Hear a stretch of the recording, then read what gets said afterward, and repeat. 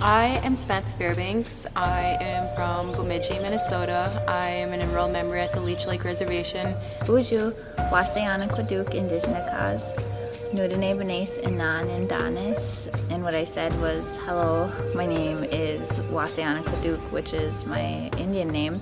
It means the bright white clouds before the thunderstorm. My name is Vincent Graves. I'm from Red Lake, Minnesota. I'm in my third year at Bemidji State.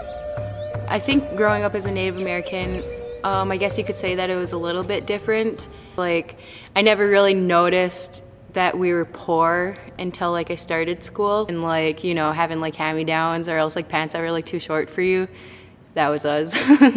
So I guess you can say that we were like impoverished, which is actually common in Native American families. It was different, like growing up, like it was just things that we as a family did. I didn't realize that like other people didn't do it, or I didn't think that everybody did it. It was just something that me and my family did. Because I was brought up differently than most people, I had no idea you could buy beef. To me, I thought everybody hunted and fished. I thought everybody went into the woods to get their food. I knew there was grocery stores, but as far as meat went, I mean, I've been processing my own since, and at least helping my dad on his since I was about 9 years old. I think that we were more assimilated. I guess my family growing up, we didn't really necessarily practice any like Native American traditions or like anything about the culture. We didn't do that stuff. It wasn't, I don't know, it just like wasn't part of our family. I guess going to sweats and being ceremonial and that kind of things, like it's nothing that I'm like super into, or like it's just not a part of my lifestyle. Like where I'm at in life, this is like just going to school, raising my kids, this is what I need to do. I hunted and fished, but I didn't rice when I was young, and I didn't start dancing, going to powwows until I was a little bit older, and then even then I didn't start experiencing ceremonies until I was even a lot older than that. You know, there are people who their entire family who's done nothing but rice, but they don't hunt. You know, it's different from family to family. Everybody's been affected by the trauma of colonization differently. Native American culture has been diminished like through centuries, and so like it's not really there anymore. It's more of the dominant culture that you can see like inside of everybody. To get like Native American culture, you have to go out and find it, versus like, you know, being able to go talk to your neighbor about something. Or else like there's like the boarding school era, which completely assimilated Native American children into the dominant culture. Inside these boarding schools, you couldn't speak your native language and you couldn't practice your Native American culture.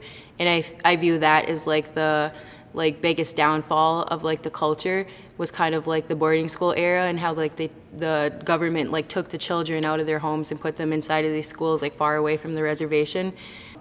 Like these children grew up not knowing anything about their culture or their language. And just the trauma of being ripped from, you know, your parents' arms or your grandparents' arms, you know, that people, like not only in Red Lake, but other reservations and other Native communities, you know, alcoholism is something that is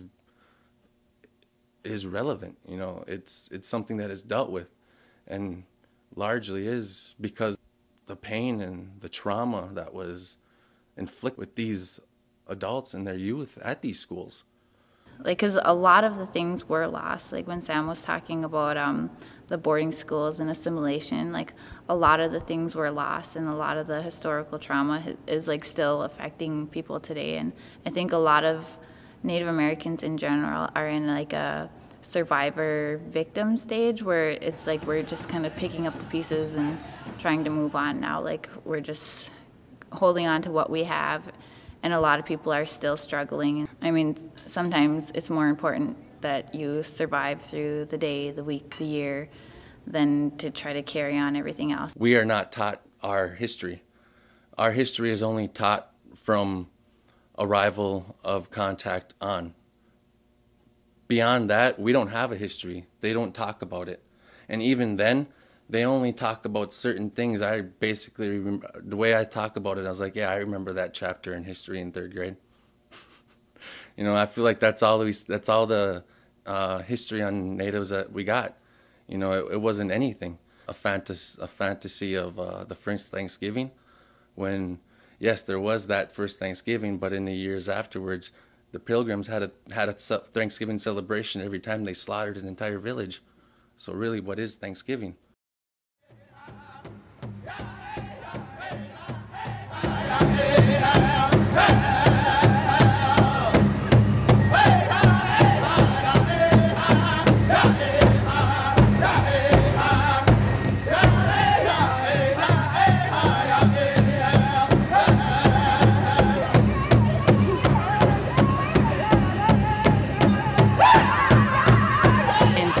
As to be a Native American today, I think it's like our responsibility to like rebuild this culture and to like educate more people on Native Americans, and just to like let them know that, you know, like we're still here and we still have culture and we're slowly coming back.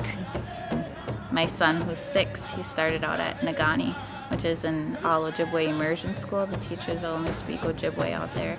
So he's learning Ojibwe really fast. And we have the lifestyle that everyone thinks all Indians have still, like the culture and everything, the language. And then my grandma, who can speak Ojibwe but doesn't have many people to speak it to. My mother, who can only understand Ojibwe but she can't speak it. To me, who can't understand it, can't speak it. And now my son, like we're coming in a full circle. And she said it just makes her heart flutter, because this is her great-grandchild, and this is the first out of her grandchildren and great-grandchildren that she can speak her language to. So I feel like we're finally coming in a full circle. We are making progress in the way of teaching the little ones our culture and to pass it on to them. And that's kind of what I feel like is my responsibility, and I kind of see that there are a lot of others who feel like that's theirs as well. So in a way, we are making that progress.